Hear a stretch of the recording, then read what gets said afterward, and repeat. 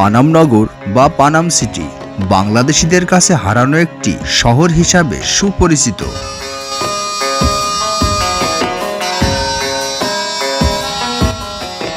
15 শতকের শাসক জমিদার ঈশা খাঁ প্রথম পানাম নগরকে রাজধানী হিসাবে গোড়াপত্তন করেন। এখানে পড়ে থাকা 2 থেকে 3 তলা বিশিষ্ট 52টি ভবন আমাদেরকে মনে করিয়ে দেয় এখন থেকে 450 বছর পূর্বের এই বাংলার প্রথম রাজধানীর ইতিহাসের কথা। চলুন দেখে আসি এই হারিয়ে যাওয়া পানাম সিটির পূর্ণ ইতিহাস।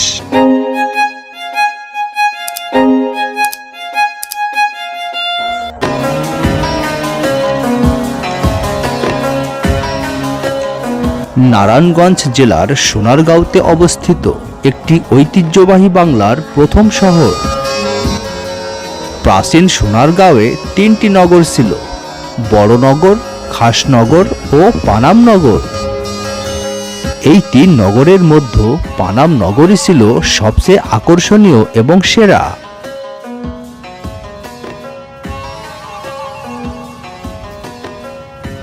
আজ থেকে প্রায় 450 বছর পূর্বে 12 ভূঁইয়ার দলপতি ঈশা খাঁ 15 শতকে বাংলার প্রথম রাজধানী স্থাপন করেছিলেন এই সোনারগাঁওয়ে।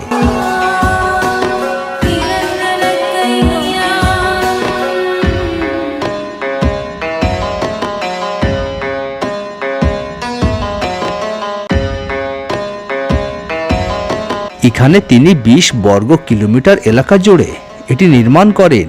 পূর্বে মেঘনা আর পশ্চিমের শীতলক্ষ্যা নদীপথে বিলেত থেকে আসত থান কাপড় এবং দেশ থেকে যেত মসলিন।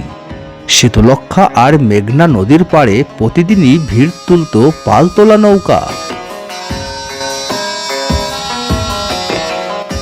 তৎকালীন সময়ে ইস্ট ইন্ডিয়া কোম্পানির বাণিজ্যিক কার্যক্রম ও চিরস্থায়ী বন্দোবস্তের ফলে ইউরোপীয় অনুপ্রেরণায় নতুন উপনিবেশিক স্থাপত্য রীতিতে গড়ে ওঠে এই পানাম নগরী।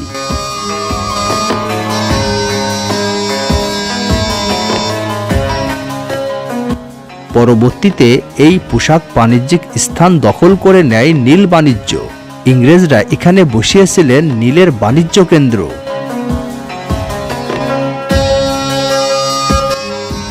একবার পারস্যর খ্যাতিমান কবি হাফিজকে আমন্ত্রণ জানিয়েছিলেন তৎকালীন বাংলার সুলতান গিয়াসউদ্দিন আজম শাহ। বৃদ্ধা কবি হাফিজ সেই আমন্ত্রণে সাড়া দিতে আসতে না পারায় একটি গজল রচনা করে উপহার পাঠান সুলতানকে। এই গজলের সূত্র ধরেই ফার্সি এক পর্যটক এসেছিলেন সোনারগাঁওতে আর মুগ্ধ হয়েছিলেন এই পানাম নগরীর ঐতিহাসিক সৌন্দর্য দেখে।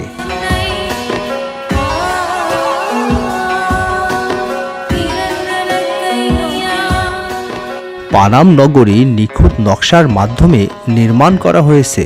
প্রায় প্রতিটি বাড়িতেই কূপসহ আবাস প্রয়োজনীয় নিদর্শন রয়েছে। নগরীর পানি সরবরাহের জন্য দুপাশে খাল ও পুকুর অবস্থান লক্ষ্য করা যায়।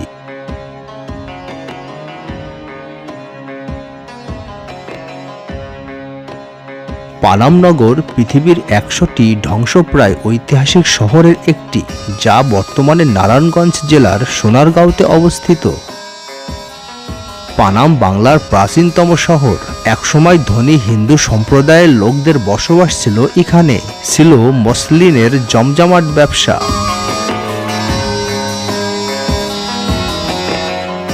প্রাচীন সেই নগরীর তেমন কিছু আর অবশিষ্ট নেই। এখন আছে শুধু ঘুরে দেখার মতো ঐতিহাসিক পুরানো বাড়িগুলো। ওয়ার্ল্ড মাউন্টেন ফাউন্ড 2006 সালে পানাম নগরকে বিশ্বের ধ্বংসপ্রায় 100টি ঐতিহাসিক স্থাপনার তালিকায় প্রকাশ করে। নিখুঁত কারুকার্যের মাধ্যমে নকশাকৃত এই বাড়িগুলো দেখে অনুমান করা